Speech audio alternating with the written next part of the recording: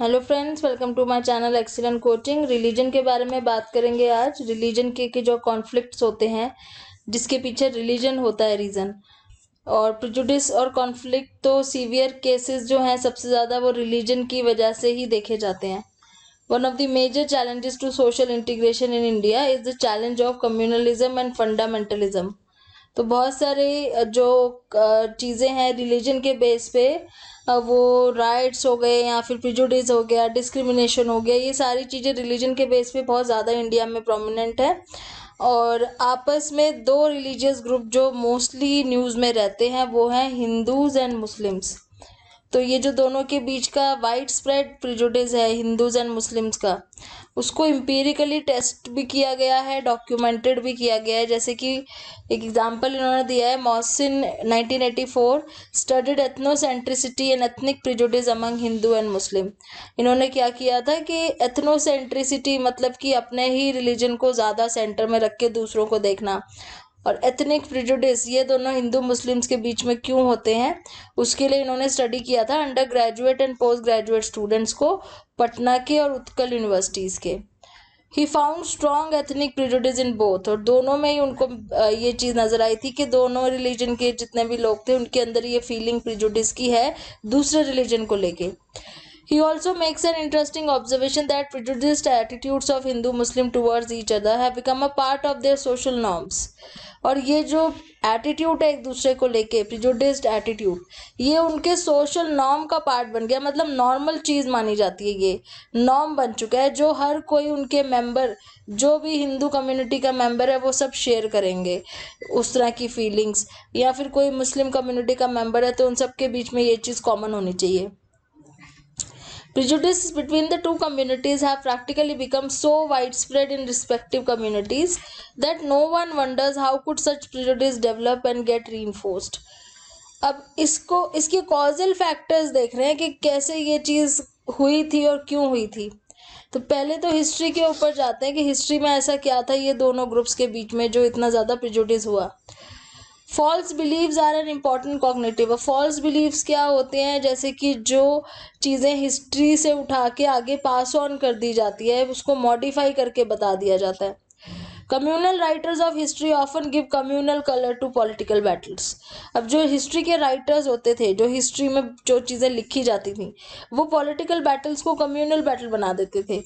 जैसे पहले भी हमने एग्जाम्पल देखा था कि अकबर और राणा प्रताप का जो पॉलिटिकल बैटल था, या औरंगजेब और शिवाजी का जो था, उसको पॉलिटिकल बैटल की जगह कम्युनल बैटल की तरह शो किया गया। हम कहानियों में आज भी जब हिस्ट्री में पढ़ते हैं तो इसको रिलीजियस बैटल की तरह ज़्यादा बताया जाता है as compare to political battle.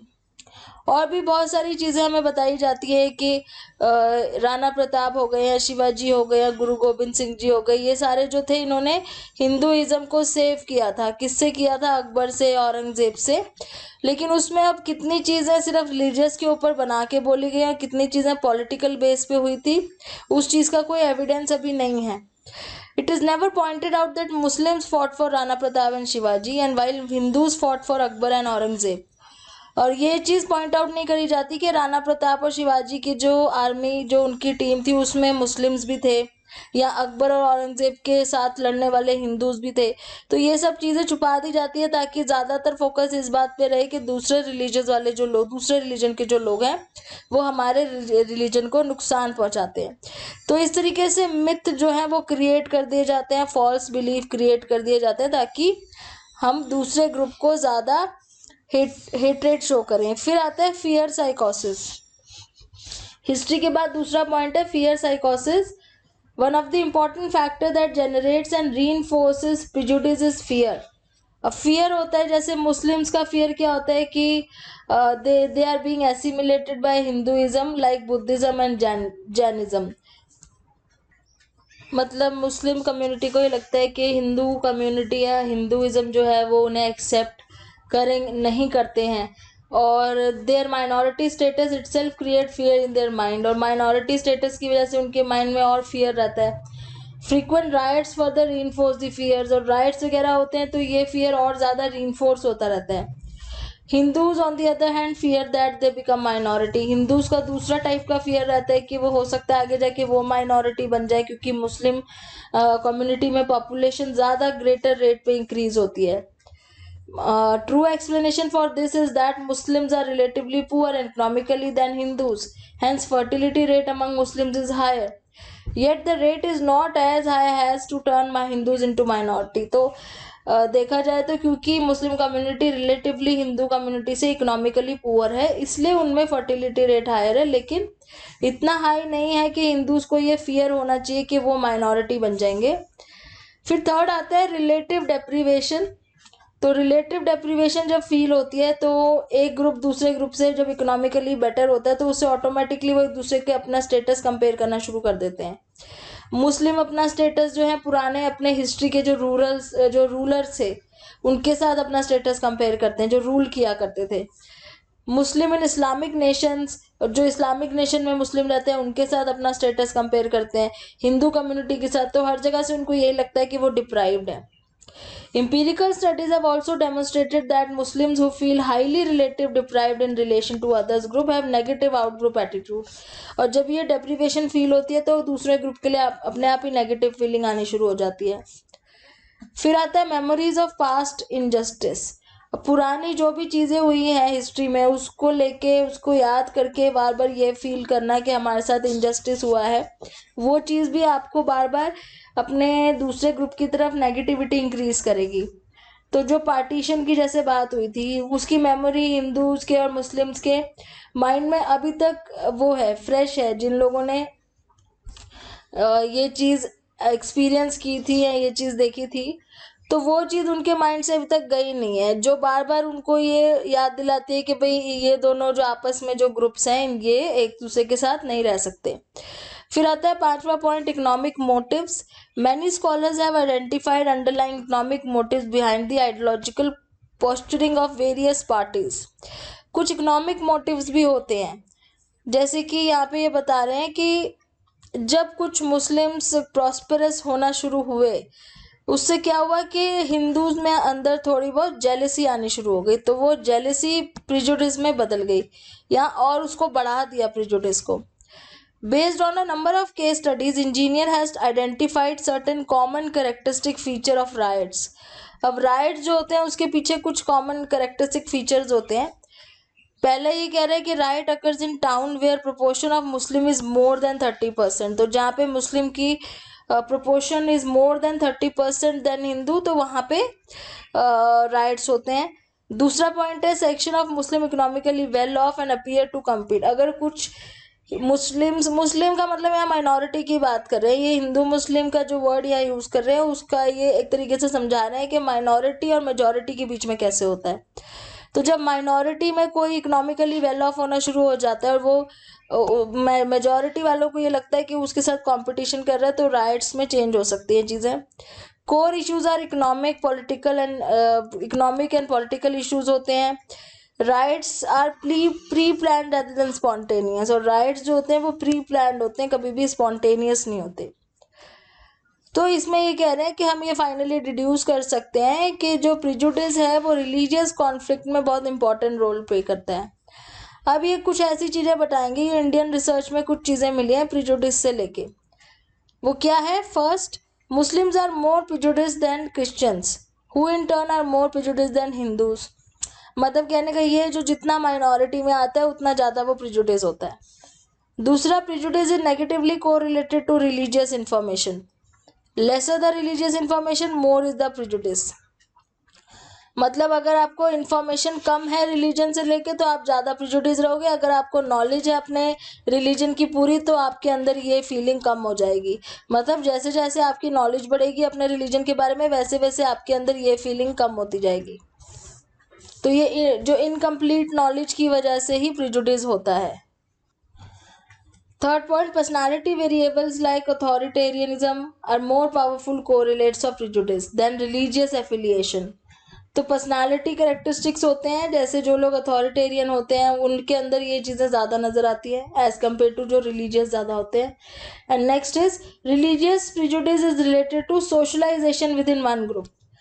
तो अपने ग्रुप के अंदर जब हम अपने बच्चों की सोशलाइजेशन करते हैं, जब पेरेंट्स और सिग्निफिकेंट अदर्स होते हैं जो बच्चों को अपने आगे कहानियाँ सुनाते हैं, अपने दूसरे रिलीजन के बारे में बताते हैं, तो वो जिस तरीके से बताई जाती हैं आगे आगे वही चीज़ पास ऑन होती जाती है और वो एक सोशल नॉर्म बन जाता है।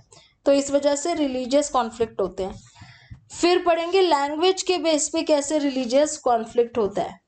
So social interaction between various linguistic groups are marred by stereotypes like Bengalis are clannish, Marwadis are avaricious, and Andhras are crude and Tamils are cunning. तो इसमें जो एग्जाम्पल इन्होंने दिए हुए हैं कि बंगालीज और क्लैनिश मतलब वो अपने ही कल्चर के लोगों के साथ हर चीज़ करने की कोशिश करते हैं, बाहर वालों को इन्वॉल्व नहीं करते, कोई भी एक्टिविटी कुछ भी हो। मारवाड़ीज आर एवरेशियस, ये ए बी है, मतलब एवरेशियस में जो लोग थोड़े से कंजूस होते हैं उस टाइप से। आंध्राज आर क्रूड, क्रूड मतलब बिल्कुल simple and straightforward. Tamils are cunning, जो चालाक होते हैं। तो इस तरीके से ये स्टीरियोटाइप्स हैं जो हम सुनते रहते हैं जब भी हम बाहर इंटरेक्ट करते हैं लोगों से। जैसे इन्होंने अपना खुद का भी एक्सपीरियंस बताया हुआ है कि जब ये कॉलेज में पढ़ते थे तो वहाँ पे बंगाली स्टूडेंट्स को ये लाइक नहीं करते थे, क्योंकि वहाँ एक स्टीरियोटाइप चलता था कि बंगालीज बहुत नार्सिसिस्ट होते हैं, वो सिर्फ अपने कल्चर को ही बेस्ट मानते हैं। तो इस तरह की चीज़ें क्या करती हैं, सोशल प्रॉब्लम्स क्रिएट करती हैं। ऐसे स्टीरियोटाइप जो होते हैं वो एक के बाद आगे फॉरवर्ड होते रहते हैं बिना किसी एविडेंस के, और वो किसी एक इंडिविजुअल को देख के पूरी कम्युनिटी के बारे में बोल दी जाती है कुछ चीज़ें, तो वो स्टीरियोटाइप बन जाती हैं जिसकी वजह से डिस्क्रिमिनेटरी ट्रीटमेंट होती है उनके साथ, और यही रीज़न होता है फिर इंटर ग्रुप कॉन्फ्लिक्ट का। अब इसके पीछे भी बहुत सारे हिस्टोरिकल इवेंट्स हैं जो लैंग्वेज के वजह से जो भी कॉन्फ्लिक्ट है वो हिस्टोरिकल इवेंट्स के बारे में ये पढ़ेंगे अब। In the course of preparation of Indian Constitution, it was envisioned that Hindi should become the lingua indica in the course of time. तो कॉन्स्टिट्यूशन फॉर्मेशन के टाइम पे यही था कि हिंदी जो है उसी को मेन लैंग्वेज बनाई जाएगी इंडिया की। This implied that southern states had to learn an alien language. तो उस वजह से ये था, कहने का मतलब इनका कि भाई जितने भी स्टेट्स हैं, चाहे वो सदर्न स्टेट्स ही हों, तेलुगु, तमिल, कन्नड़, उन लोगों को भी हिंदी लैंग्वेज सीखनी पड़ेगी, विच वॉज नॉट एक्सेप्टेबल। उन्होंने इस चीज़ को अपोज भी की थी कि जानबूझ के हम पे हिंदी जो है वो थोपी जा रही है। उस वजह से क्या हुआ कि फिर इंग्लिश को ही ऑफिशियल लैंग्वेज रहने दिया ताकि इंग्लिश की वजह से कोई प्रॉब्लम ना आए किसी को। तो नॉर्थ इंडिया में हिंदी हो जाएगी, साउथ इंडिया में उनकी अपनी लैंग्वेज है, और अगर कॉमन कोई लैंग्वेज होगी तो वो इंग्लिश होगी। So there was a wide spread suspicion and fear among Tamils regarding Hindi. Such prejudice had led an anti-location and avoidance of Hindi speaking population. अब इसी वजह से वहाँ के लोगों ने जानबूझ के क्या था कि हिंदी अवॉइड करनी शुरू कर दी। In 1960s and 1970s, the prejudice about Hindu domination was so high that names written in Hindi in public places, railway station, post office were erased in Tamil Nadu. And in 1960s, there was even a clamor for secession, मतलब कि इतना ज़्यादा ये fear बढ़ गया था south के लोगों में कि हमें हिंदी, हमसे ज़बरदस्ती हमें पे हिंदी थोपी जाएगी, कि उन्होंने वहाँ पे जो पब्लिक प्लेसेस में हिंदी में नाम भी लिखे थे, रेलवे स्टेशन में, पोस्ट ऑफिस में, पब्लिक प्लेस में, वो सब इरेज कर दिए थे। और ये डिमांड करी थी बहुत ज़्यादा कि हमें इस तरीके से ज़बरदस्ती हिंदी ना पढ़ाई, बोलने को बोला जाए या यूज़ करनी पड़े। तो ये प्रिजुडिस बहुत ज़्यादा धीरे धीरे बढ़ गया था। Empirical studies have also validated this supposed antipathy towards Hindi among non-Hindi speaking population. For example, Sarma 1964 studied Tamil speaking and Telugu speaking students in some colleges in Madras city by using variants of Bogart's social distance scale. तो जो ये Bogardus social distance scale है, ये क्या major करता है? ये major करता है कि आपस में लोगों की क्लोजनेस कितनी है, अलग अलग सोशल, एथनिक और रेशियल ग्रुप्स के बीच में किस तरह के रिलेशंस हैं या क्लोजनेस है। तो इसके थ्रू ये सोशल डिस्टेंस की प्रेफरेंस जो है वो पूछी गई थी, और तमिल स्पीकिंग और तेलुगु स्पीकिंग स्टूडेंट्स जो थे उनसे, और ये देखा गया था कि प्रायोरिटी की लिस्ट में सबसे लोअर प्लेस पे उन्होंने हिंदी स्पीकिंग ग्रुप को डाला था, मतलब कि 9th या 10th स्पॉट पे, यानी कि सबसे लास्ट में उन्होंने उन लोगों को डाला था जो हिंदी बोलते, कि उनके साथ क्लोजनेस वो मेंटेन करेंगे, तो सबसे लास्ट में आएगा वो। इस तरह का प्रिजुडिस जो है, ये सिर्फ ऐसा नहीं है कि ये सदर्नर्स और हिंदी स्पीकिंग में है, ये आपस में कोई भी दो ग्रुप्स में हो सकता है। जैसे यहाँ पे इन्होंने एक और एग्जांपल दिया हुआ है कि attitude of caste Hindu Oriyas toward Bengalis, Biharis, Andhras, Punjabis, Adivasis, Harijans, आपस में इन लोगों का भी रहता है। It was found that the subjects chose favourable traits for Oriyas while choosing a large number of derogatory attributes for out groups. तो आप कहीं पे भी किसी भी ग्रुप में जाके देखोगे तो आपको इस तरह की चीज़ें बहुत मिलेंगी कि लैंग्वेज के बेस पे कुछ लोगों को प्रेफरेंस करी जाती है और कुछ को बिल्कुल नहीं दी जाती। So why do prejudice develop based on language?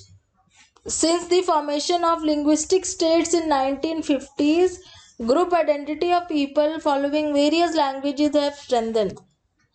By TEFL's social identity theory, it can be stated that when group identity is strong, group favoritism develops, since all of us keep making prejudgments in the face of incomplete evidence.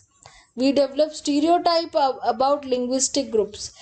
तो ये वो जो group identity theory है उसकी बात कर रहे हैं, सोशल आइडेंटिटी थ्योरी की, कि जब ग्रुप की आइडेंटिटी ज़्यादा बड़ी हो जाती है इंडिविजुअल आइडेंटिटी से, तो ग्रुप फेवरेटिज्म डेवलप होना शुरू हो जाता है और उसकी वजह से हम एक दूसरे के ग्रुप के बारे में जजमेंट्स पास करते हैं जिसके पीछे कोई एविडेंस नहीं होता, बिना एविडेंस के कुछ भी बोल देते हैं।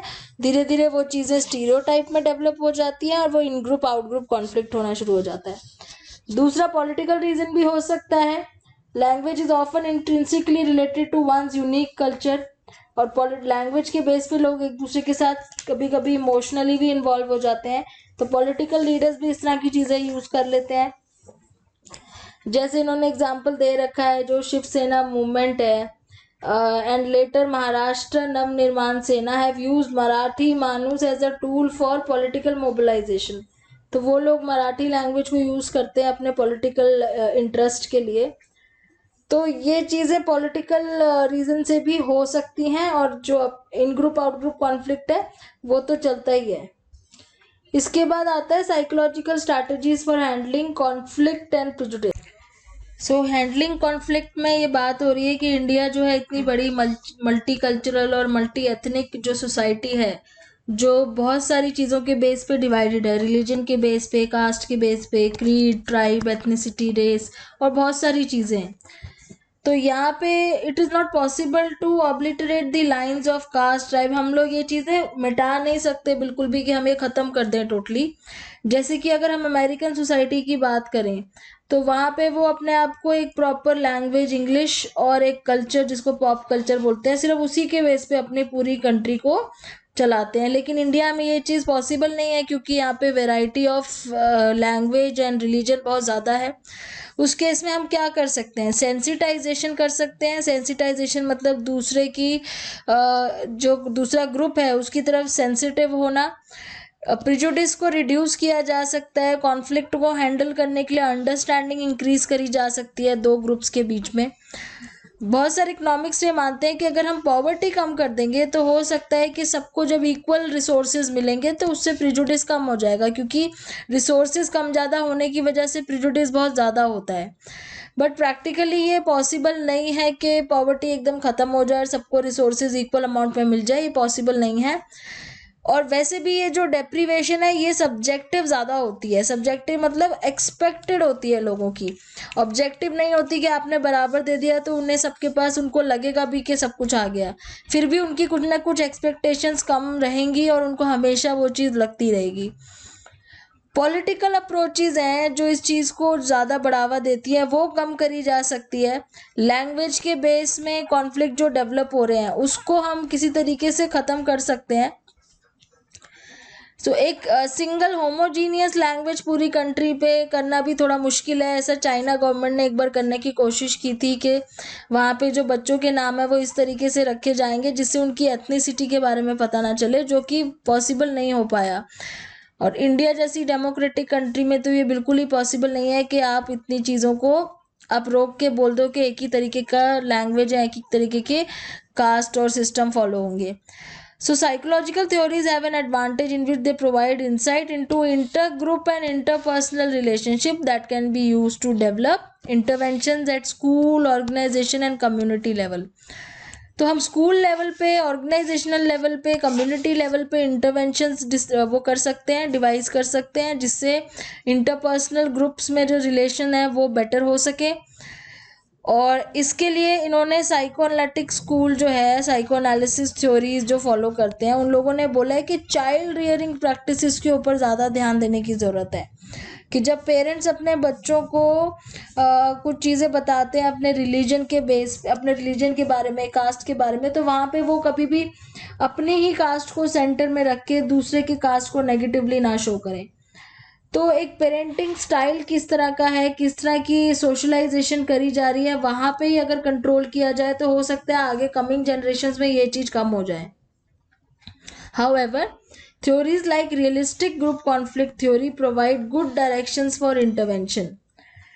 तो यहाँ पे वो कह रहे हैं कि कंपटीशन अगर रिमूव कर दिया जाए, replacing it with super ordinate goals and cooperation. Super ordinate goals क्या होते हैं? जो दोनों ग्रुप्स के गोल्स होते हैं, जो दोनों को मिलके कॉपरेशन के साथ अचीव करने होते हैं.